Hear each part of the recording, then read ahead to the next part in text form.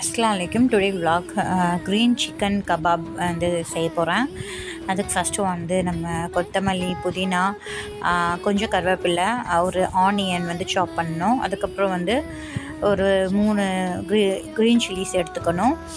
கொஞ்சமாக வந்து இஞ்சி பூண்டு பேஸ்ட்டு, அதுக்கப்புறம் சில்லி ஃப்ளாக்ஸு, கொஞ்சம் கரம் மசாலா சேர்த்து ஆட் பண்ணி அரைச்சிடணும். அதுக்கப்புறம் தனியாக கொஞ்சம் அதை வந்து நெக்ஸ்ட் வந்து சிட்னியில் வந்து நான் இஃப்தார் ட்ரிங்க் ரெடி பண்ணியிருந்தேன்.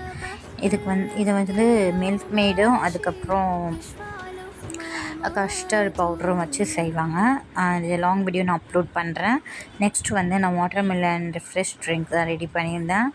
அப்புறம் நான் கபாப் வந்து ஃப்ரை பண்ணி எடுத்துட்டேன்.